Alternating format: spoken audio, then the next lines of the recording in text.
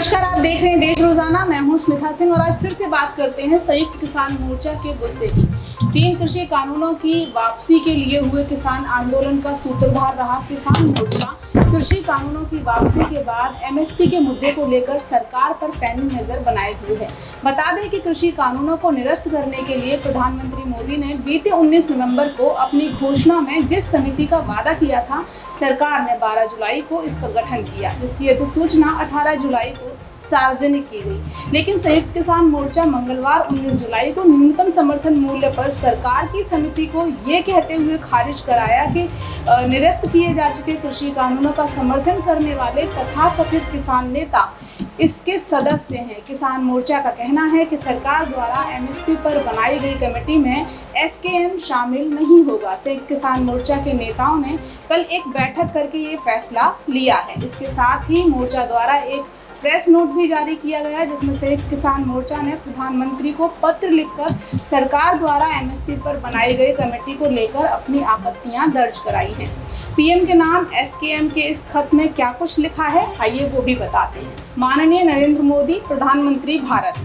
विषय: सरकार द्वारा एमएसपी पर बनाई गई कमेटी को लेकर एसकेएम की आपत्तियां। 18 जुलाई को एमएसपी पर कमेटी बनाने के लिए भारत सरकार द्वारा नोटिफिकेशन जारी किया गया, लेकिन बड़े दुख की बात है कि इसमें कहीं भी एमएसपी की गारंटी का कानून बनाने का जिक्र तक नहीं है। 3 कृषि कानूनों को रद्द करने और एमएसपी गारंटी कानून बनाने की मांगों पर संयुक्त किसान मोर्चा ने 378 दिनों तक आंदोलन किया। इसमें 750 किसान शहीद हुए, 40,000 से ज्यादा किसानों पर मुकदमे दर्ज किए गए। उस दौरान सरकार की गोदी में बैठकर आंदोलन का विरोध करने वाले 5 तथाकथित किसान नेताओं को अब सरकार की कमेटी में लिया जा रहा है, जबकि एसकेएम के मात्र 3 प्रतिनिधि लेने का प्रस्ताव सरकार द्वारा दिया गया है।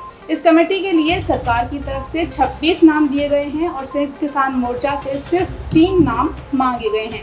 जिन 5 तथाकथित किसान नेताओं को सरकार ने कमेटी में शामिल किया है, उनमें से सभी का या तो बीजेपी या आरएसएस से संबंध है या फिर वो लंबे समय से वर्ल्ड ट्रेड ऑर्गेनाइजेशन और मुक्त व्यापार की वकालत करते आ रहे हैं। जिनमें पहला नाम है गुणवंत पाटिल का। ये क्षेत्रकारी संगठन के नेता हैं, जो संगठन हमेशा से वर्ल्ड ट्रेड ऑर्गेनाइजेशन और मुक्त बाजार व व्यापार के पक्ष में रहा है। डब्ल्यूटीओ के माध्यम से विकसित देश भारत सरकार पर एमएसपी खत्म करने का दबाव बना रहे हैं, तो डब्ल्यूटीओ के हिमायती किसान नेताओं से एमएसपी पर कानून बनाने की उम्मीद भला कैसे की जा सकती है। दूसरे हैं कृष्णवीर चौधरी। किसान आंदोलन के दौरान इन्होंने लगातार 3 कृषि कानूनों का समर्थन और हमारे किसान आंदोलन का विरोध किया है। 24 मार्च 2014 को बीजेपी के तत्कालीन अध्यक्ष श्री राजनाथ सिंह की मौजूदगी में कृष्णवीर चौधरी ने कांग्रेस को छोड़कर बीजेपी पार्टी को ज्वाइन किया था।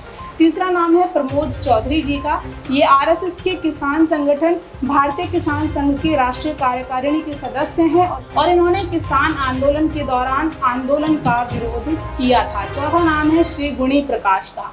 किसान आंदोलन के दौरान इन्होंने एसकेएम के आंदोलन के खिलाफ आंदोलन करने का प्रयास किया, लेकिन हरियाणा के किसानों ने इनका जबरदस्त विरोध किया, जिसके कारण इनको पीछे हटना पड़ा। इन्होंने हमारे आंदोलन का विरोध करने हेतु हरियाणा के मुख्यमंत्री से मुलाकात करके उनको सम्मानित करने का भी प्रयास किया था, जो कि विफल हुआ।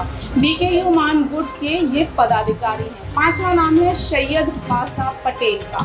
ये महाराष्ट्र में भाजपा के एमएलसी रहे हैं। बीजेपी नेताओं के साथ इनकी नजदीकियां जग जाहिर हैं। ये क्षेत्रकारी संगठन का हिस्सा भी रहे हैं, जो डब्ल्यूटीओ की पैरवी करता रहा है।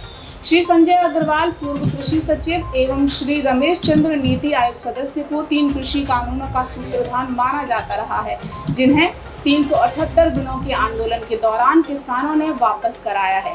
इन्हें इस कमेटी में प्रमुख स्थान दिया गया है। ये अभी भी मुक्त बाजार और मुक्त व्यापार की नीतियों के समर्थक हैं।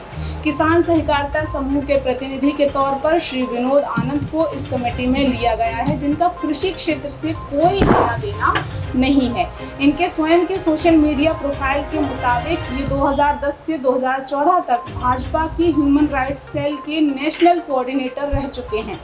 ये धानुका एग्रोकेमिकल से भी सलाहकार के तौर पर काम करते रहे हैं। ये कमेटी सिर्फ कोऑपरेटिव घरानों के हितों की पूर्ति के लिए बनाई गई है और इसका किसान हितों से कोई लेना देना नहीं है।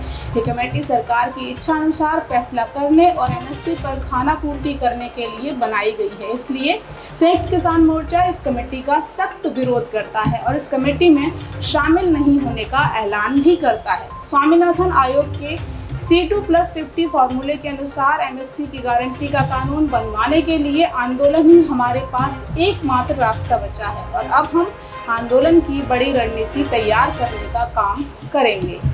धन्यवाद। संयुक्त किसान मोर्चा अराजनीतिक। ये खत लिखा है संयुक्त किसान मोर्चा ने प्रधानमंत्री के नाम, तो पीएम के नाम ये पत्र लिखकर संयुक्त किसान मोर्चा ने ये साफ कर दिया है कि केंद्र सरकार की कमेटी में अपना कोई प्रतिनिधि को नामांकित नहीं करेगा। वैसे कृषि मंत्री नरेंद्र सिंह तोमर ने भी कल लोकसभा में ये साफ किया है कि एमएसपी पर कानून की गारंटी सरकार नहीं देगी।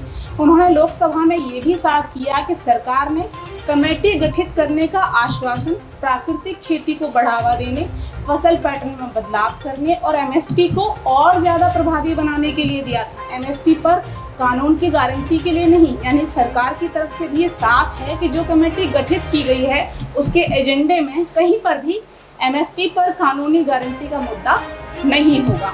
अब देखना ये होगा कि किसानों को फसल का उचित भाव दिलाने के लिए एमएसपी की कानूनी गारंटी हासिल करने के लिए संयुक्त किसान मोर्चा का संघर्ष आगे क्या मोड़ लेता है और क्या सरकार मोर्चा की मांगों के मुताबिक एमएसपी के मुद्दे पर फिर से एक अलग समिति पर विचार करेगी या इस समिति के निर्णयों और कामों को लेकर सरकार और किसान मोर्चा के बीच आगे भी रार जारी रहेगी।